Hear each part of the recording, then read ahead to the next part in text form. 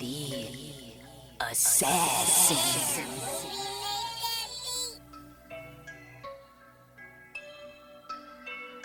You know I break necks, call me Jack Tate. I have no regrets while your life is fading. I'm a crazy fuck equivalent to Satan. When I'm behind the mic, I feel like the greatest. You know I break necks, call me Jack Tate. I have no regrets while your life is fading. I'm a crazy fuck equivalent to Satan. When I'm behind the mic, I feel like the greatest. What up, y'all? You're listening to Sports Talk with Tropp, and I'm your host, Katie Tropp. Well, before we get into the weekend's worth of sports, I did just drop a new lyric video last night for my single called High Standards. You can check that out on my YouTube channel, youtube.com/Katie Tropp, or you could go to my website, katietropp.net, and it's right up there on the music videos page, or it should be on the front page, but check it out when you get a chance. You can also find all my other music videos up there as well if you have yet to check those out. Pretty interesting stuff. I might add. But anyways, before, on Friday's show, I was discussing all the upcoming UFC fights that are going to be coming up in the next couple of months here. And then right after I was done recording that show, they announced yet another one. Does not have a date yet. My guess is probably not going to happen until the fall. And that would be Conor McGregor is going to be making his return back to UFC against Michael Chandler. So should be a pretty good fight. Who knows what McGregor is going to be like? He busted his ankle the last fight. What was that, like a year and a half ago now? About so it's been a minute since he's fought. The reason why there's no date yet is because both he and Michael Chandler are going to be they're going to be coaches on the Ultimate Fighter show for UFC. So that I think that ends in like August or something like that. So chances are this fight's not going to be scheduled until fall-ish. I would say, I bet you it's going to be like a Labor Day weekend type of thing there, just because that sounds like would be a huge draw. But they have not announced where it's going to be at either. More than likely, I would say Vegas, but with the way the UFC schedule has gone, they are all over the place, so it could really be anywhere. But I would imagine Conor McGregor making his return is going to be a big deal for UFC, and I'm thinking Labor Day weekend in Vegas, that's what it's going to be. But we'll see what happens. There's plenty of time in between now and then. But that is when Conor McGregor will be making his return back to the UFC. All right, so let's get into the top 10 NBA power rankings for this week. We do have a little bit of some shakeups here. Actually, I will say one team actually who has been riding high all season long has fallen completely out of the top 10 this week, which is crazy. But they have not been good at all, and I'll get to them once I'm done with the list. But number one, we do have a new number one this week, and that would be the Milwaukee Bucks. Overall record of 36-17. They are on a 7-game winning streak right now, and they are that's the longest winning streak in the league currently at this point in time. They're 9-1 in their last 10 games. This past week, they beat the Charlotte Hornets, the Los Angeles Clippers, and the Miami Heat. And it's just really all about Giannis. The guy is just having an insane season. He seems to just be getting better as the season rolls on. He had that 50-point game earlier in the week against the Clippers. And, he just is really trucking on. He's getting insane rebounds as well. And looking like he's having a huge MVP type season, and the Bucks are looking like they are on track to win another championship as well. Then at number 2 on my top 10 NBA power rankings are the Philadelphia 76ers. Overall record of 34-18. They are 8-2 in their last 10 games. This past week they lost to the Orlando Magic and the New York Knicks, but they did also beat the Orlando Magic and the San Antonio Spurs. They are actually, right now, they are third in the league right now in three-point percentage. They're actually knocking down 39% of their three-pointers right now, which is just crazy. Because you don't really think, I guess they do have James Harden, so yeah, he's known for the three-pointers, but even Embiid, he's knocking them down. And speaking of Embiid, he's actually tied for the league lead right now in points per game. He's averaging 33.4 points per game. Which is tied with Luka Doncic, of course. So those two guys, they're right up there with Giannis having another phenomenal season. But I would actually trust the Bucks and Giannis more than I would those other two when it comes playoff time. But we'll see when we get there. We're just now rounding out the first half of the season here. Pretty soon the All-Star breaks around the corner in 2 weeks. So this is getting down to the nitty-gritty right now for the NBA. Then at number 3 on my top 10 NBA power rankings of the Denver Nuggets, overall record of 37-17. They are 6-4 in their last 10 games. This past week, they beat the New Orleans Pelicans, the Golden State Warriors, and the Atlanta Hawks, and then just lost last night to the Minnesota Timberwolves. And Nikola Jokic, he just got his 18th triple-double of the season against Atlanta, but he also, he got 17 earlier in the week. And he's just been everything for this Nuggets team. Even though they've been able to overcome the couple of games he's missed this season due to injury, man, Jokic is just having a phenomenal season and doing it all, and has 18 triple doubles on the season. It's just insane what the guy's been doing this season. Then at number 4, I have the Boston Celtics. They are 37-16, 6-4 in their last 10 games. This past week they beat the Brooklyn Nets. And they stomped the Brooklyn Nets. They didn't just beat the Brooklyn Nets. They stomped the Brooklyn Nets. But then they got stomped by the Phoenix Suns, which was really weird. But especially because this Phoenix Suns team, they've been missing Booker. And they've just been reeling. But the last, I want to say 2 weeks, the Suns seem to be getting it back in order. But against the Celtics, they looked really good. So the Celtics are kind of doing their thing where they'll get a big win, but then they got a big loss this week. So, but they're still doing their thing, still playing great basketball, and Jason Tatum still having a fucking fantastic season. Then at number 5 on my top 10 NBA power rankings of the Los Angeles Clippers, overall record of 30-26. They are 7-3 in their last 10 games. This past week, they beat the Chicago Bulls and the New York Knicks and lost to the Milwaukee Bucks. It's the Clippers are finally looking pretty decent so far this season. At least they have been the last month. And that's mainly just because Paul George and Kawhi Leonard are finally starting to play some games. They still are missing games here and there. They seem to be, playing 2 games and missing 1 and then playing another couple games. So, but they've been pretty consistent so far.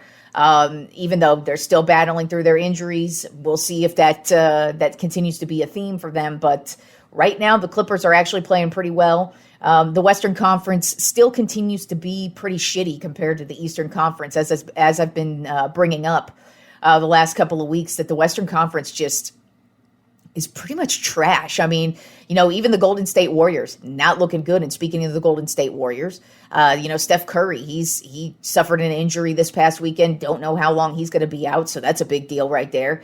But a lot of these Western Conference teams are not. They're not peaking right now. None of them. Besides, I'd say really the Nuggets. Just because right now a lot of these teams they're just on really bad losing streaks, and the Western Conference just is looking bad. So the Clippers are taking advantage of the bad play from the Warriors and the shitty ass Lakers. And I mean, all we got to talk about with the Lakers is LeBron chasing Kareem's all-time scoring leader, and to me, yeah, it's a great accomplishment, but the Lakers still fucking suck. They're one of the bottom 3 teams in the league. That's pathetic. But the Clippers are taking advantage of all these teams stumbling out west, and they are slowly starting to make a climb. I can't take them seriously, though, until they prove they could be taken seriously. So while they're at 5 right now, I still question whether they're going to be able to make it through the playoffs, or even to the playoffs, because this Western Conference is all out of sorts. Then at number 6 on my top 10 NBA power rankings have the Cleveland Cavaliers, overall record of 33-22. They are 5-5 in their last 10 games. This past week they lost to the Miami Heat, but they got wins against the Memphis Grizzlies and the Indiana Pacers.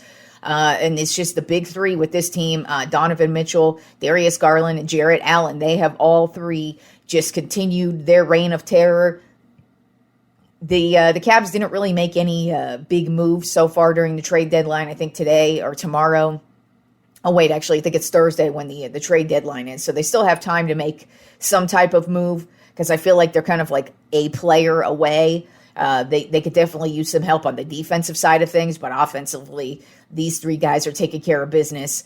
And, while the Cavs are they're up and down for the most part this season. They've been very consistent, and they've probably been the one team that's maintained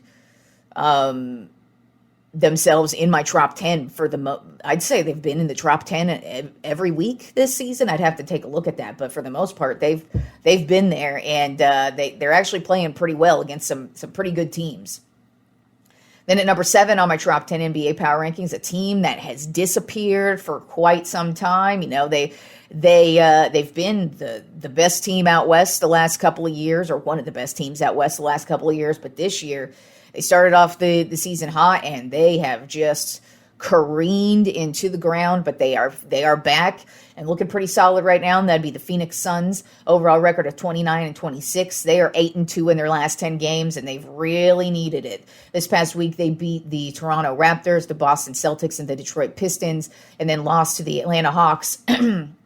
They do get Devin Booker back tomorrow, which is going to be a huge boost for them because they, like I said, they are now finally back on a little bit of a winning streak here because the last month, really ever since Devin Booker suffered his injury, they've pretty much been just an awful team. Chris Paul has barely been able to keep them above water. DeAndre Ayton has had his moments, but he really hasn't been consistent. But this last week, DeAndre Ayton has really been the difference. But Devin Booker coming back should be a huge boost for them. And like I said, the Western Conference is struggling. So the Suns, even though they're one of the teams that are actually shockingly not really a playoff contender at this current point in time, with Devin Booker coming back, they should get back in line and take advantage of what all the other teams in the Western Conference are doing, and that's not a lot of winning. Then at number 8 on my top 10 NBA power rankings of the Minnesota Timberwolves, overall record of 29-27. They're 7-3 in their last 10 games. This past week they they lost to the Sacramento Kings and lost to the Orlando Magic. But they beat the Golden State Warriors and the Denver Nuggets, and it was a domination of the Denver Nuggets too, who to me are the best team in the Western Conference, at least so far they are. And it's really shocking with the Timberwolves is that it's all about Anthony Edwards. He really came on strong last year, but we weren't really sure if that was going to continue on into this year, and he's really leading this team. Usually the Timberwolves, they've been built around Karl Anthony Towns. He's been the leader. He's been the guy who is the engine that runs this team. And this year, nope, it's Anthony Edwards. Even with them trading for Gobert. Even though Gobert, he's having a great season and playing a big role in why this team is playing so well right now. But it's Anthony Edwards. The guy he's just been very consistent all season long, and he has been the engine that's running this team, which is just completely shocking, but good for him because it's a great season for him. Then at number 9 on my top 10 NBA power rankings, I have the Miami Heat. Overall record of 29-25. They are 5-5 in their last 10 games. This past week, they beat the Cleveland Cavaliers and lost to the New York Knicks and the Milwaukee Bucks. Really, with the Heat right now, they're actually looking to try and make a trade this week. And with what happened with Kyrie Irving, there's a good possibility that Kevin Durant may be on the trade market. Now, he hasn't said he wants a trade, but the Heat are going in, and they're trying to make a trade for KD. And I'm not going to lie, if the Heat are able to get KD, that is a big fucking deal. He would make a huge difference on this team. Him and Jimmy Butler together, that'd be a crazy match. But it hasn't happened, so who knows? Because the trade deadline's coming up in a couple of days here, and I don't know. It looks like they're trying to get rid of Lowry and get somebody else. But the big name out there is that they're looking to get Kevin Durant. So we'll see if that happens. Right now, the Heat, they've been a very streaky team this season, so they could definitely use that type of offensive boost. And that would really change the trajectory of that team and the Eastern Conference. But, Kevin has not announced any type of trade demand, so we'll see if that's even really a possibility. Then rounding out the top 10 NBA power rankings this week is the Sacramento Kings. Overall record of 29-23. They are 5-5 in their last 10 games. This past week, they beat the Minnesota Timberwolves and the San Antonio Spurs and lost to the Indiana Pacers and the New Orleans Pelicans. And, the Kings have been one of the hottest teams in the West, but they've really cooled it off here, obviously, in these last 10 games. But Sabonis, he's actually having a fantastic season. Right now, he leads the league in double-doubles, so which is just, who expected that, especially from the Kings. But, who knows if they're going to be able to keep up what they've done this first half of the season, but so far they're looking pretty damn good. And as I've said, the Western Conference has been a struggle for the most part for a lot of teams, other than the Nuggets for the most part. But we'll see if the Kings are able to keep this going throughout the second half and maybe make some type of a playoff run. And then we actually had a couple of fights this week in the NBA, some crazy fights. Not just some little bitch slaps here and there, some actual punches thrown. Just the other night we had in the Orlando Magic versus the Minnesota Timberwolves game, Mo Bamba of the Orlando Magic and then Austin Rivers of the Minnesota Timberwolves. They kind of started jawing at each other, and then they just actually started throwing fists at each other. And then so both of them, they're going to be suspended. And then a few days before that, I'd say was an even crazier thing, even though this does happen quite frequently in the NBA. It just isn't as overt as this one. But Dylan Brooks of the Memphis Grizzlies straight up slugged Cleveland Cavaliers Donovan Mitchell right in the nuts. I mean, it was a full-on fist, boom, right in the nuts. And then Donovan Mitchell was like, fuck your couch, homie. And they just started throwing fisticuffs at each other. Dylan Brooks has been suspended. Mitchell just got fined, which honestly, you can't blame him. But as I said, the whole punching of the nuts thing, that is actually something that does happen quite frequently in the NBA. If you'll remember, a few years ago, when it was in the NBA Finals and it was the Cleveland Cavaliers versus the Golden State Warriors, and Draymond Green got suspended because he kicked LeBron in the junk, and so that ended up costing them the finals. But it's nothing new. Usually players are a little bit more subtle when they do it. It's kind of one of those things where really fast, they'll just kind of go boom right there really fast. It's very dirty, but it is what they do in the NBA. But this one was not subtle at all. It was boom, and you can't blame Donovan Mitchell for the reaction that he had to that. So it was kind of crazy to see that we had those big fights this week. But the big news, obviously, in the NBA, of course, is Kyrie Irving has been traded to the Dallas Mavericks. So congratulations to the Dallas Mavericks. You are the next team that Kyrie Irving will drag through the mud, because no matter where Kyrie Irving goes, he does not create a positive vibe. He is one of the most selfish players of all time, as I've stated many times on my show before. I question whether or not this dude even wants to play basketball. This season has had its drama, of course. Last season had its drama. The season before that, this dude is just straight fucking drama, and it's just annoying to me. I didn't even talk about it on Friday's show because I actually saw the news break right before I started recording the show that Kyrie was demanding a trade from the Nets, and I was like, oh, Jesus Christ, who the fuck cares? And I just decided, I'm like, I'm not even going to talk about this unless he actually gets traded, just because I'm really sick of Kyrie Irving. I don't think he is a good player. I'll give him that. But overall, I don't think he's worth the headache. I am fucking happy that the Lakers did not get the trade, because it was looking like he was like the Lakers were one of the top teams that he was going to. Luckily, that did not happen, because I did not want him on the team. I will take Russell Westbrook and his fucking air balls any day over Kyrie Irving and the drama that little bitch brings to every fucking thing. All that dude does is rip apart teams. The only time he wasn't a cancer to his team was the one year that the Cavaliers won the championship, and he made the big 3-point shot to basically win the series. But other than that, Kyrie Irving has just been one of the most selfish players of all time. And I don't think anything about him is worth the headache. I think it sucks, because as I've been saying with Luka Doncic, I've wanted the Mavericks to make a move for a good player, because I want to see Luka win a championship, because he's a good ass player, and it would be nice to see him be competitive for his career. And I could tell that the Mavericks were like a good, decent player away. And they go and trade for Kyrie. And I'm not saying he's going to make a difference on the court.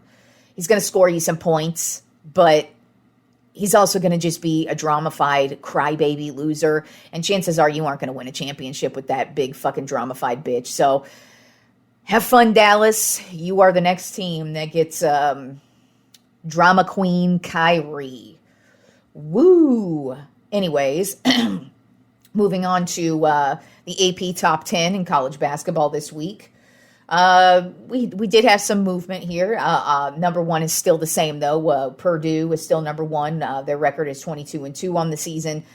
Houston moved up back to number 2. They are at 22-2 on the season. Then Alabama moved up this week to number 3. They are 20-3 on the season. Then Arizona is number 4. They are 21-3 on the season. And shooting up the rankings this week would be my Texas Longhorns. Hook 'em horns, motherfuckers.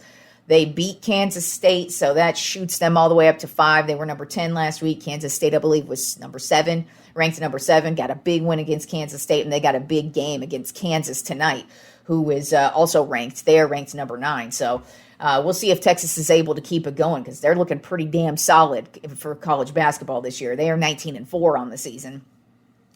Then falling a bit is to number 6 is Tennessee. They're 19-4. Moving up is to number 7, UCLA. They are 19-4.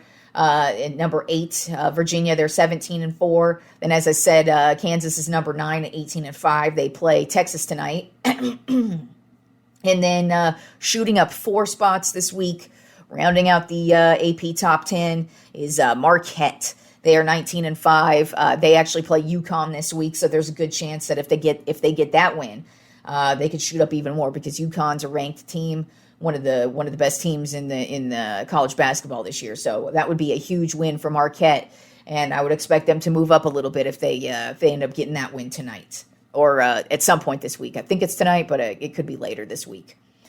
So yeah, that's all the basketball we have this week. It kind of sucks with no football on, because leaves me with a lot less to discuss. But since there are some new listeners who have started listening to the show, I am going to start doing random bonus episodes. And just compiling, because, I do the Tropp 10 or Tropp 5 lists, usually on not every week, but on a regular basis. I do a lot of them. And so some people haven't heard the ones that I did from last year. So what I'm going to start doing is I'm going to compile some of them into bonus episodes. And so on Wednesday, we are going to have the first bonus episode. It's going to be the Tropp 10 NFL, MLB, and NBA players of the past. So I did a Tropp 10 of the NFL players of the past that I wish I could have seen. Then I also did the Tropp 10 MLB players of the past that I wish I could have seen. And then the Tropp 10 NBA players of the past I wish I could have seen. So I combined all those, created one episode. And so going to be dropping random bonus episodes probably once a month until football season starts again, because, that's just how it goes. But, I know some people are just now catching on to the show. And so you may have missed some of my past lists from last year. So I thought that would be a good idea to just start combining some of the lists just for random bonus episodes here and there. So the first bonus episode is going to be this Wednesday. So you can catch that. And then the next regular show is going to be on Friday, of course, when we will be getting all up in that Super Bowl 57 ass. So it's just going to be football, and more football on Friday's show. So I will talk to you fools then.